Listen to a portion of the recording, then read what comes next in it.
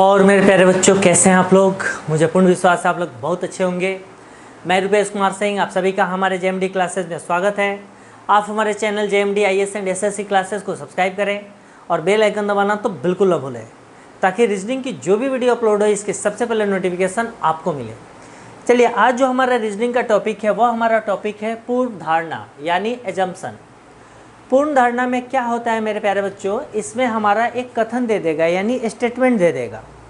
उस स्टेटमेंट के द्वारा हमें अनुमान लगाना है कि भविष्य में क्या क्या हो सकता है। अगर उस स्टेटमेंट के अकॉर्डिंग हमारा अनुमान उसके अनुसार है, स्टेटमेंट के अनुसार, तो सही है। अगर उस स्टेटमेंट के अनुसार हमारा वो अगर अनुमान सही नहीं है तो हमारा गलत है।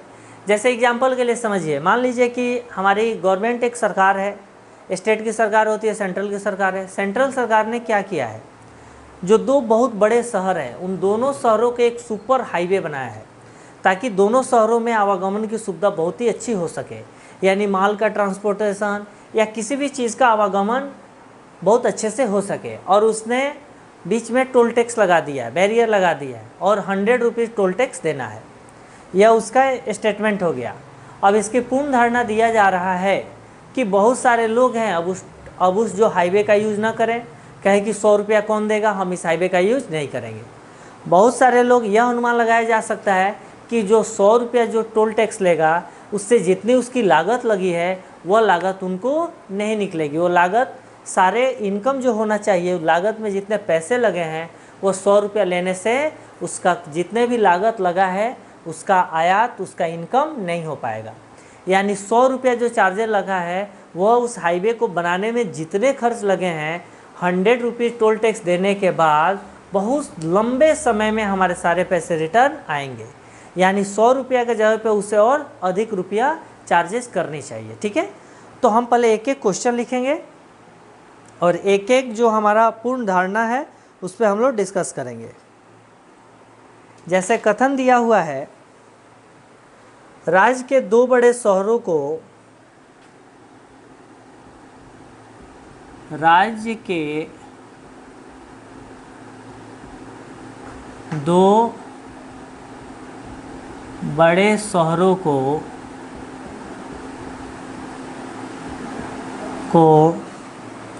जोड़ने वाले सुपर हाईवे का प्रयोग जोड़ने वाले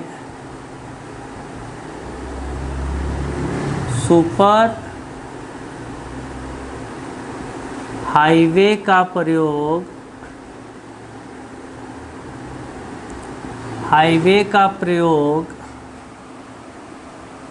करने वाले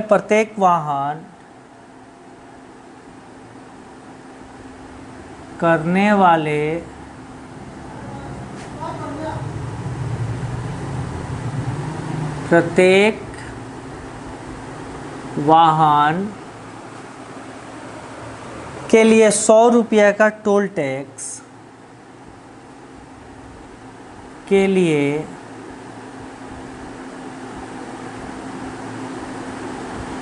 100 रुपया का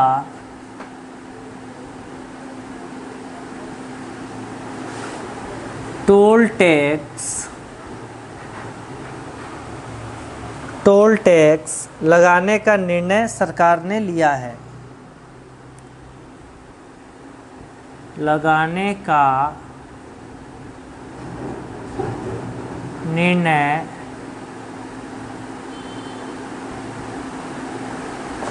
सरकार ने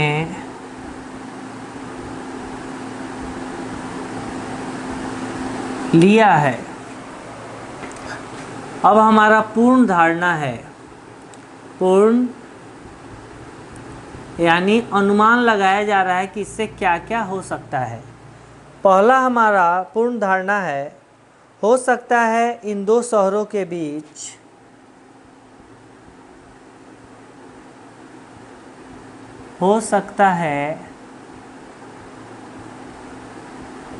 इन दो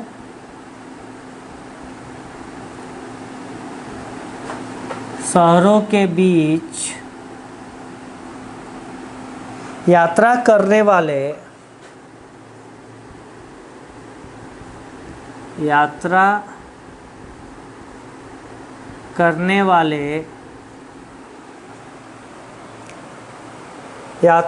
वाले अधिक संख्या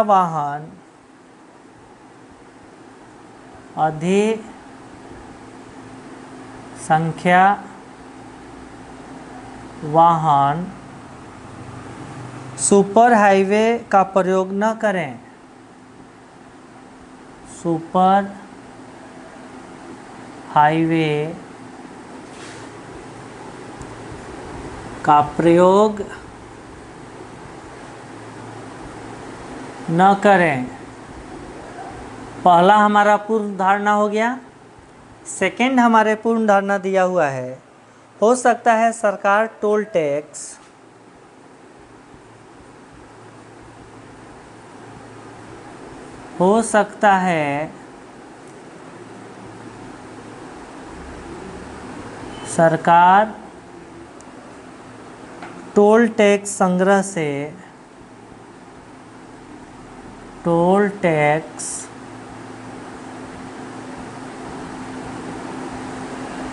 संग्रह से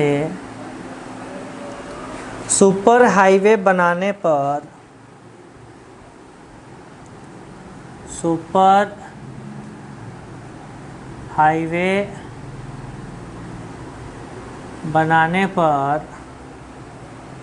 आय लागत को वसूल न कर पाए।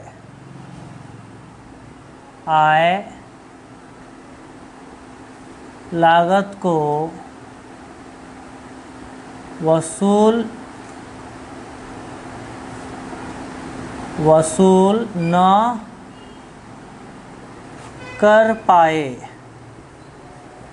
ऑप्शन दिया हुआ है फर्स्ट सही है, बी दिया हुआ है सेकंड सही है, सी दिया हुआ है या तो फर्स्ट सही है या सेकंड सही है, डी दिया हुआ है ना फर्स्ट सही है ना सेकंड सही है, ई दिया हुआ है फर्स्ट एंड सेकंड दोनों सही है।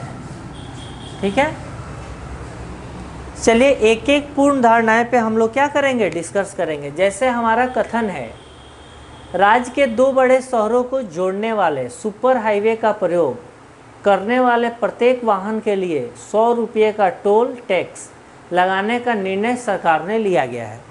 यानी कोई शहर है कोई एक राज्य है जिसके दो बहुत बड़े शहर हैं, उन शहरों को जोड़ने के लिए सुपर हाईवे बनाने की आवश्यकता तभी होगी जब उन शहरों का एक दूसरे से इम्पोर्टेंट बहुत ज़्यादा होगा। यानी एक शहर से दूसरे शहरों में लोगों का आना जाना बहुत ही ज़्यादा होगा, या एक शहर से दूसरे शहरों में बहुत ज़्यादा गुड्स यानी माल को एक जगह से दूसरे जगह भेजना जरूरी होगा। ठीक है, तो हमें यह समझना है कि सरकार ने वो सुपर हाईवे बना दिया, यह स्टेटमेंट हो गया। अब इस पर हमारा पूर्ण धारणा बता रहा है कि क्या क्या पॉसिबिलिटीज हो सकती है। पहला दिया हुआ है, हो सकता है इन दो शहरों के बीच यात्रा करने वाले अधिक संख्या वाहन सुपर हाईवे का प्रयोग न करें।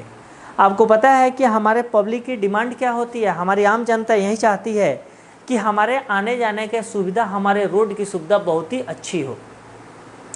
अगर रोड की सुविधा अच्छी होगी तो हमारे वाहन भी खराब कम होंगे, हमें कम समय लगेगा एक जगह से दूसरे जगह जाने में, हम आसानी से जाएंगे और कोई भी काम करके आ जाएंगे।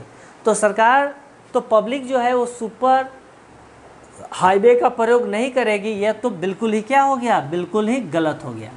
इसमें अधिक संख्या दिया हुआ है, नहीं अधिक संख्या वाहन इस सुपर हाईवे का प्रयोग नहीं करेगा। इसमें उल्टा होगा, ज़्यादा से ज़्यादा संख्या गाड़ी क्या होगा, सुपर हाईवे का यूज़ करेगा, क्योंकि जाने में बहुत कम समय लगेगा।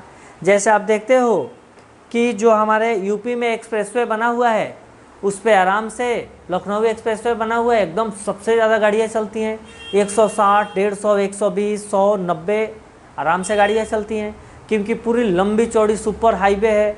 एक बार एक्सीलेटर दाब दिया तो गाड़ी जा रही है। ठीक है, इसमें एक्सीडेंट होने के चांसेस भी ज़्यादा रहते हैं। सेकेंड हमारा दिया हुआ है, हो सकता है कि सरकार टोल टैक्स संग्रह से सुपर हाईवे बनाने पर आय लागत को वसूल न कर सके।